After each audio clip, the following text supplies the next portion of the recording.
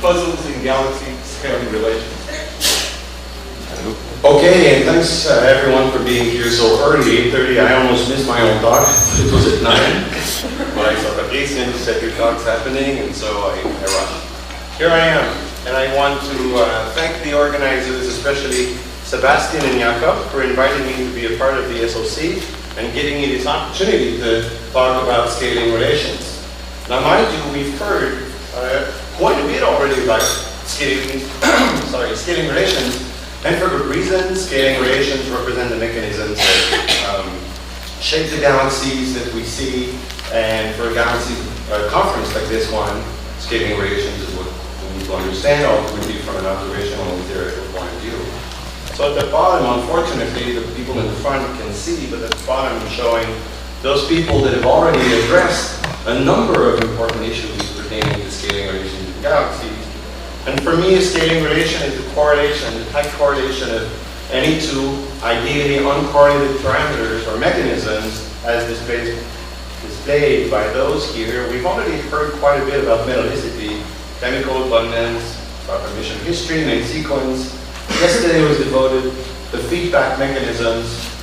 We heard in particular from Sylvain, Dominica, that we heard the message that our feedback is ultimately at the root of these scaling relations. I hear your point, taking it apart. However, for in the interest of time as well as expertise, I will largely focus on dynamically rooted scaling relations. Once again, we've heard some words about that, in particular from Maria, Alfred, Martin, Réa. I'll try to give my own spin to this presentation.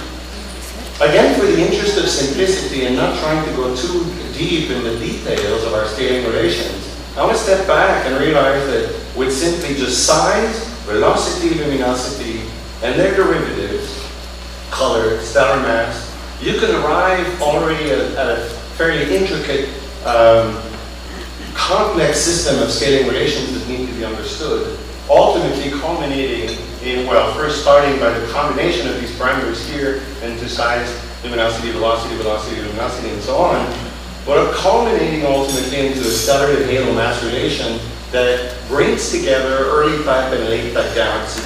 A modern development that I particularly appreciate.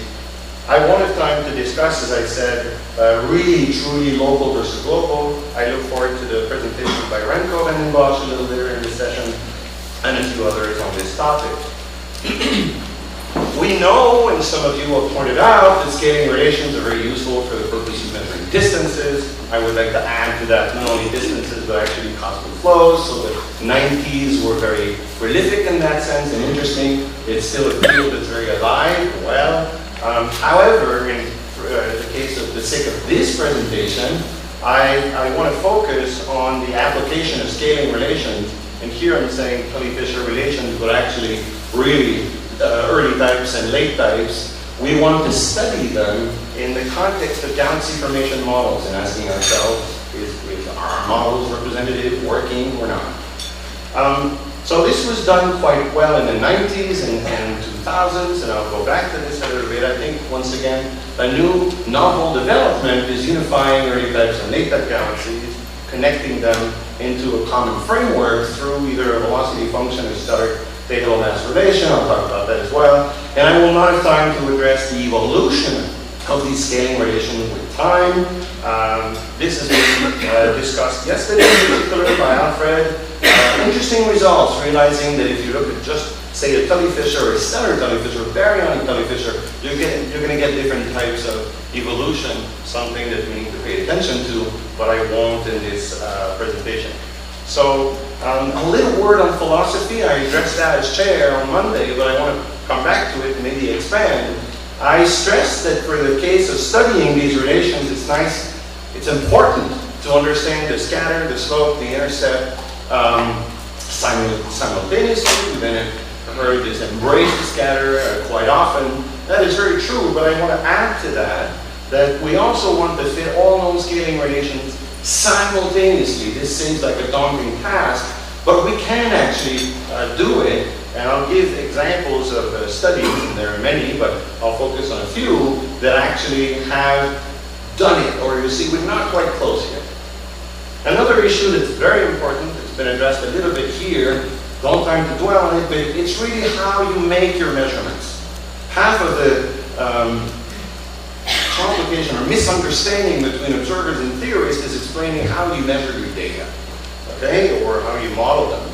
And very much like Rob Kennicott, we're seeing this being reinvented every decade. People reminding us that we need to know how we measure our line width, how we take account of selection biases, how just model fitting, whether you adopt, say, a bisector, an orthogonal, frequentist, Bayesian, all this can significantly alter the final result of your analysis. Okay, so I won't go over these measurements here, but they're serious. There can be many different differences depending on how you measure them. We heard from Colleen Gilholi's talk in particular that for sizes, you're best using non-parametric values. So my last word on this issue of philosophy is reminding us also that if we take, and this is perhaps of relevance for the students in the room, if you take two completely uncorrelated variables, okay, and you plot the ratio of them against one of them, you get a scaling relation. Someone mentioned also that log parallels are dangerous. Well, take the log of this and you get one beautiful scaling relation, okay? These variables have nothing to do with each other. Okay? And we need to keep that in mind. We need to study our covariance matrix very carefully. And the fact that we have a trend here doesn't mean anything. You know, we can draw arrows up and down and left and right. We need to understand how these variables are related. Okay, that's my little rant for finishing on the philosophy. No time really to go over the typical scatters that we get, but sizes are hard to measure with typical errors of 20%, velocities 15%. Surface brightnesses are essentially the best at 5%. When you derive a scaling relation, and if you say add these terms in quadrature, and your scatter is smaller than that, you've done something fishy, typically through selection. Okay, so let's look at the Tully-Fisher relation. Here I'm using the Virgo cluster as backdrop. So we're plotting velocity as a function of luminosity. And black points are Virgo. All the other points here, this is part of the encompassing as many Tully-Fisher relations as possible. Some are clusters, some are field. The point of this slide is threefold. First, depending on how you measure your Tully-Fisher relation, you're going to get many different results. I've stated that. Depending on whether you look at the field or the cluster, you're also going to get different results. The scatter is largely driven by the mass accretion history of galaxies. So you need to take that into account. And I'm not addressing biases at the low end and the high end. But this is just, again, an example that one has to be careful when interpreting Tully-Fisher relations.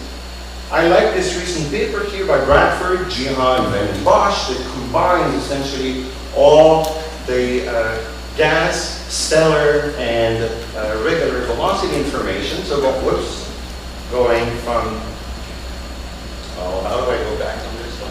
Do this. Voila. Okay, so building classic to stellar to ultimately baryonic Tully-Fisher and seeing how the scatter and slope changes the process. Okay, so I strongly recommend this paper as a nice recent review. The bottom line, though, again, is that the slope changes dramatically depending on the measured quantities, and it's not only the physical change of going from, say, a slope 4 to 3, but how the data were measured and what you include in your calculation. So you see the scatter can double going from 0.2 to 0.4 dex, and understanding that scatter at any given velocity or luminosity is what we want to do. I want to remind everyone that the Tully-Fisher is the fundamental plane of spiral galaxies. It cannot be reduced to any tighter relation. Okay, so this is a scatter analysis here, hard to read in the back, but these are residuals against color, concentration, size, surface brightness, and so on. There's not one parameter that ultimately reduces the scatter, perhaps except for one, which Vera Rubin taught us in the 80s, and it's simply morphology. They're ordered in a scale of correlation going from irrelevant to relevant here. This one is Hubble type, it's been known for a long time. An early type galaxy rotates faster at a given luminosity than a later type galaxy. That's all it is saying. Okay, but otherwise, Tully Fisher is its own fundamental plane. What we want now to do a little bit of science and study our slope, scatter, and intercept. Not only do we have a Tully-Fisher relation here, this is a large combination for multi-sample spiral galaxy. We can test the slope, the 0 point, the scatter, and so on against our theoretical models. We can do that simultaneously for size luminosity, velocity luminosity, and so on. We want to analyze the scatter. Most of the science, as far as our scaling relations are concerned, are rooted in the scatter. What do we mean by scatter? It is simply the scatter of this relation. So this would be delta log V, this would be delta log R. And you see in this block right here of delta log V, delta log R, as a function of luminosity, you see that your scatter distribution is flat. This is very important. Basically, it's telling you that, once again, the Tully-Fisher relation is independent of all parameters to be considered, but especially surface brightness. You see, the line that's drawn here is what you'd expect if the galaxy were purely baryonic. Instead, those residuals are essentially flat, and you can show, though I don't have time to do that, that if you had instead pure dark matter, this is a slide from Renabel Gray's PhD study. For the case of a purely dark matter dominated system, the residuals should point in that direction. Instead, what you get is something that's flat, that's somewhat in between. You can use this diagnostic to infer the fraction of baryons to dark matter in galaxies. There are many other techniques that allow you to do such a correspondence of baryons and dark matter in galaxies. The one that I just listed here, this residual analysis, points to a fraction of the dark matter to total of about 70% at something like 2.2 disk scale length. If you do not like parametric, and I don't, then 1.3 RE. This is important. It's basically saying on average, galaxies are dominated by dark matter in the inner parts, but is it true? There are many other methods. Disk mass will hear from Matt after this presentation. Disk flattening, gas kinematics, lensing also allows us to arrive at a similar result. This was the prevailing value, I'd say, as of about 5 years ago. And then came some mavericks that said, hold on, such as Bovie and Ricks, telling us that the Milky Way is maximal. And in fact, many other reports of maximality in galaxies have been provided since. I'd like to point to this review here by Van der Praat and Freeman. Can't see that in the back. 2011 annual review for basically everything related to this and pertaining to spiral galaxies. And also this review of ours here, Reviews of Modern Physics, that reviews galaxy methods for gas-rich as well as gas-poor galaxies, and based on lensing and stronger weak. If you like this kind of discussion, here's an interesting slide that encompasses what I've been trying to say and so much more. What we know is about 5 years ago, what am I plotting here? I'm plotting the fraction of dark matter as a function of circular velocity. Think of it as a certain maximum circular velocity. We used to think, many of us, I should say, used to think that galaxies were largely dark matter dominated, right? We're above the 50% line. These are the Courteau results without adiabatic contraction, the disk mass survey. And this model here is based on a residual analysis, such as the one I presented before. And it points downward, ultimately, to finding galaxies that are indeed so-called maximal, that are dominated by baryons in their inner parts. We were only able to get there thanks to lensing measurements, and I point to these studies here by Barnaby and Dutton. So we have a predicted trend for that fraction of baryons to dark matter in galaxies. But then comes Bovie and Ricks to make matters a little more tricky and reminding us that perhaps the Milky Way is fully dominated by baryons in the inner parts, and we need to understand why. Of issue, mind you, is in the last year and a half there have been multiple papers on the Milky Way itself, and the values that are predicted cover this range here from maximal to submaximal. So the jury is still out when it comes to the Milky Way. In addition to that, perhaps some of the older people in the room will remember that in the almost 15, 20 years ago, there was a huge debate, largely by Jerry Selwood, as to whether barred galaxies are maximal or not. They tend to lie in this part of the diagram. It's being revisited. We could have a workshop just on this. I can tell you recent work by Lia Atanasuna and her students whoops, I keep doing this, and you've seen my challenge already. Push these values up basically with an error that's as large as this one for the Milky Way. We might have another symposium just on discussing this issue. Here's my main challenge based on dynamics. Based on all the models that I've shown and many more, we can actually predict, and this is what, for me anyway, the holy grail of dynamical scaling relations. We can predict the dark matter fraction as a function of radius, okay? These blue lines here for elite-type galaxies with adiabatic contraction or without, assuming an FW halos, doesn't really matter, pseudo-isothermal. The red lines is what you get for early-type galaxies, again, with and without adiabatic contraction. These are predictions. There are some values that have been observed. Needless to say, all galaxies are dark matter dominated in their outskirts. What we care about is the inner parts. There's a lot of intricate physics related to feedback and non-circular motions and so on that we need to understand. So you'll see at the very end, and I'll come back to this and I'll challenge all of us in the room to fill this diagram as much as we can, especially with our hydro simulations. Okay, so let's start with the Tully-Fisher relation. The fundamental plane is a bit of a misnomer because we've known for a while it is not a fundamental plane, it has a tilt. We call it a tilt, but really it's just adding another parameter to explain once again that there's, call it a third variable or a fourth variable. This is still for the vertical cluster. These are measurements made by Nathalie Ouellet, a PhD student at Queen's University.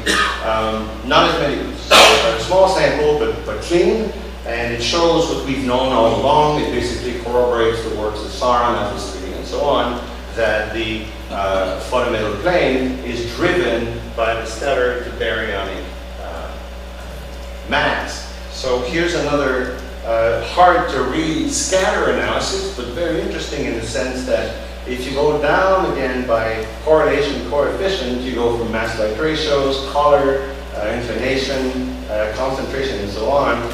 The most dominant term that explains the tilt is once again the stellar to total mass. Okay, we arrive at a fun slide. We can spend a lot of time on this slide here. It shows a variety of scaling relations, stellar mass against dynamical mass measured either at RE or 23.5, basically the outer disk of a galaxy. These are other scaling relations of relevance, but I don't have time to talk about them. What is particularly interesting with this one here is, because it's been shown so often, stellar mass against total mass, data here, clean data for the vertical cluster.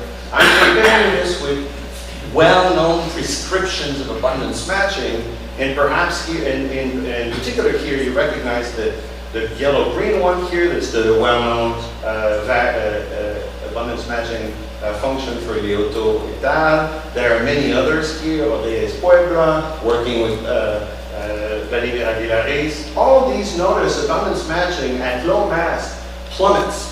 And the goal here is to see if it matches what you expect in the inner part.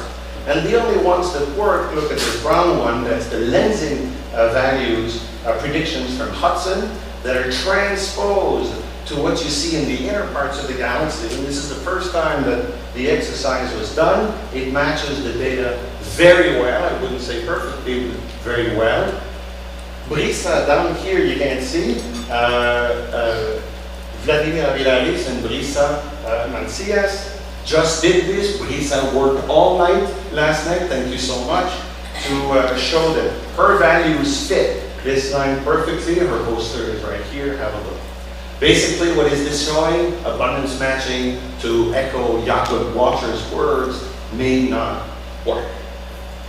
Moving on, I have 5 minutes, I'm told. We want now to take our exercise to heart, try to understand what the scatter really means in theoretical terms. So remember, I'm showing this, you've seen this, you're all familiar with this slide. These are the residuals for Tully Fisher. I could do the same thing for fundamental plane. And let's ask ourselves, can we understand what dominates, what makes this relation, what controls these scatters? When we see a relation like Tully Fisher, it's straight, it's beautiful. And in particular, and the reason why Tully Fisher has lasted so long is because these variables here are independent. And our galaxy typically slides along the Tully Fisher relation, right? There are no galaxies here, no galaxies there. A very interesting dynamical puzzle. And why is it that all galaxies of any given surface brightness slide along the Tully Fisher relation? Let's understand that. So we can basically create, and credit to Aaron Dutton for starting this game, we can ask, well, because we know with essentially, 4 or 5 parameters, such as a spin parameter, okay, a disk mass, a halo concentration, and a disk mass by ratio, you can essentially create any galaxy you want. And let's turn the knobs and see which parameter controls, in fact, our scatter. Is it the mass to light ratio, which scatters you in this direction? Okay, so look at the arrow. Is it concentration? Is it spin? Is it the galaxy mass? Same thing for the size luminosity relation, and same thing for the residual analysis. Very interesting exercise in my view. The trouble is that problem, that way of looking at the scatter is degenerate. It's degenerate because vectors are orthogonal. So you can basically turn a knob or another one 2 different ways to get the same result. This is true of so many other scaling relations, by the way. Make a long story short, you can actually explain all the different scatters and slopes and 0 points in Tully Fisher by invoking one solution. I'll skip a number here. And that one is to turn off halo contraction as due to gravity, to adiabatic contraction. But you need to invoke, not only must you turn it off, but basically feedback must compensate for the halo contraction happens, it's gravity. So you need something to compensate for that, and that's what your scatter analysis does. We can do the same thing for elliptical galaxies, or it's been done, not just we, not just me or my colleagues, but lots of people have done this, to basically put spiral galaxies and elliptical galaxies on the same framework, where you have stellar mass to total mass. And we've seen this curve in many different representations. And if I use the values again of Hudson from weak lensing, take it down from ranges 3 to 0.3 to 0, the values for what you get late time and early times match very nicely. And you take this analysis, you do another analysis of residuals, both for fundamental plane, if you wish, and Tully Fisher, and you get a very cute result that's been hinted at already, but that I want to re-emphasize. This is the residual for the baryonic Tully Fisher as a function of different halo contraction models. Blumenthal et al., Ganadian et al., Abadi, no adiabatic contraction and expansion. Spiral galaxies are here, if you follow me in blue. You see that in order to meet an IMF of Chabrier, you must have either no adiabatic contraction or expansion. If the early types are here, in order for them to work, you need a 0, by the way. Okay? Here, you need to match the observed relation. For elliptical galaxies, it's different. You get basically, if you care, if you want Chabrier or Coupa, you basically invoke adiabatic contraction. So you come to a very interesting conclusion here. Elliptical galaxies and spiral galaxies are different. Their feedback mechanisms and or their adiabatic contraction processes are very different.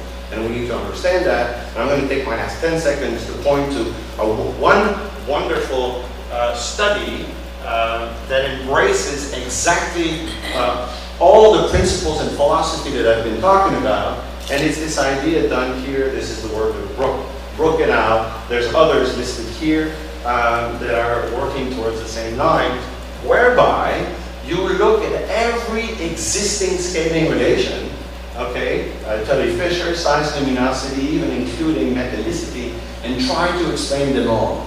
To this day, and that's true even of this work here by Brook et al., there's not one single simulation that does it all in one shot. You need to hardwire a parameter. In this case, you hardwire one of your simulation to the known relation, and everything else falls into place. But I call on everyone in this room that does this kind of models to try to achieve this type of simultaneous action. I conclude with my wish list. We need, I don't need to convince the Magda and Philippe and Sami people here, we need tens of thousands of galaxies, but especially deep and extended dynamical profile for galaxies. So not only going to 2 RE, we need to sample our dynamical profiles to 20 RE as much as we can. Finally, from the theorist, recall my challenge.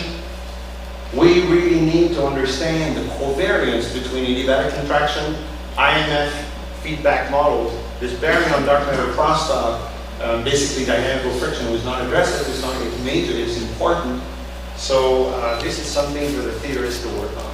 I'll leave it at that. I think I'm over time. I apologize. Thank you for your attention. Thanks, Stefan.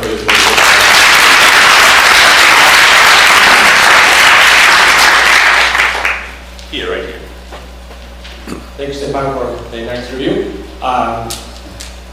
Regarding the Tully Fisher and the radius luminosity or radius mass relations, I think one interesting question is you show the residuals, the correlation of the residuals. This is a second order approach. And we in paper in 2000, before Courteau and others also showed already that even at these second order observations agree, current observations at that time, well in agreement with the lambda CDM helix. Even not only the Tully Fisher is predicted, not only the radius mass, but also the residuals, the correlations of the scatters. Right. Yeah, but I just want to point out one interesting challenge that models are not able to predict is the too large scatter, the too small scatter of the Tully Fisher relation, the observed Tully Fisher relation. The scatter is very small. And the models, lambda CDM, because you know the scatter of the Tully Fisher relation in the models is given by the concentration, by the spin parameter, temperature, and the scattering in simulations, in our models, in models of other people, is very large. Okay. So it's a challenge, I think, to understand the scatter. You know, I sort of agree with you. I quoted your 2008 paper on this. I think this is a case where you must be careful about the data that you use to define the observed scatter, and ultimately having a proper prescription of feedback in your simulation or your SAM. I would say that we reproduce, or Dutton and others, the Clifton group, reproduce the scatter of the Tully Fisher fairly well. We can debate that. I think it's a success of recent work. If not, you know, let's debate. But maybe it gets too technical to do that right here. So get set up. I have one more. Sorry. Hi. It's not being a naive question, but you said quite early on in your talk that the Tully Fisher relation can't be kind of reduced to a more fundamental relation, right? Maybe by Hubble time. Yeah. Do you not think maybe that, so we see variation even within lake types, which you pointed out, with the Tully Fisher relation. Maybe this could be the assumption that a surface mass density is constant within any sample that you're using, and actually this difference between lake type and Tully Fisher relations is actually a manifestation of the surface mass density changing. That's the light ratio aside. And actually, this is less important at version 0, but becomes very important at higher ratio. Sure, for evolution, it's a point. You made that in that point in your talk. Martin did that as well in his talk. And as far as evolution is concerned, that's true. But at low redshift, it's a non-issue. Speaking of Martin Bureau, I want to thank Martin for the clothes that I'm wearing today. Thank you all. Okay, let's stand.